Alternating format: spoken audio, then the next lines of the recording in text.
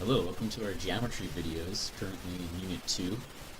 This is problem number 86 here. And so it says calculate the area of the shaded region below. Use the appropriate units. And so we saw a problem like this earlier, except the shaded region was actually kind of where the white region is here, this triangle.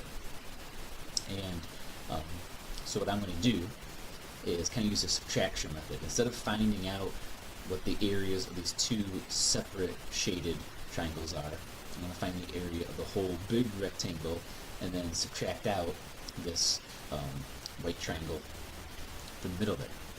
So the area of the rectangle is length times width, or in other words, 17 times 8. And when we do 17 times 8, we get that area to be 136. The area of the white triangle there is 1/2 times base times height, or in other words, 1/2 times 8 times 17. 8 is the base of that white triangle, and 17 is the height of that white triangle. So area is 1/2 base times height, 1/2 times 8 times 17, which is really like 4 times 17, which ends up being 68. So we take the area of the rectangle, 136, we subtract the area of that white triangle, which is 68, and we're left with 68. Now it's not just a coincidence. Okay, there's a reason why that happened. Because we think about the area of a triangle. If we look at the equation, sorry, this should be inch squared inches per units. If we look at the equation for the area of a triangle, it's 1/2 base times height, or 1/2 length times width. A rectangle is length times width. And so think about if you cut a rectangle in half along its diagonal, you create two triangles.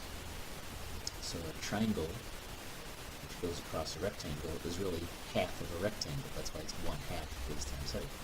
So if we put this triangle inside this rectangle, its area is going to be 1/2. Doesn't matter if we put that vertex up here or up here, put the vertex in the corner. This white rectangle is always going to be half of this. Sorry, this white triangle is going to always be half of this rectangle. So we could have taken that shortcut right from the beginning. Probably up until now we didn't recognize that fact and didn't know it, so it would probably be more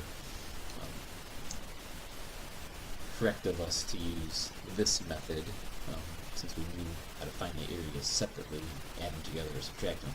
But in the future, if you're ever given a situation like this, you can just say that the triangle here is half of the rectangle.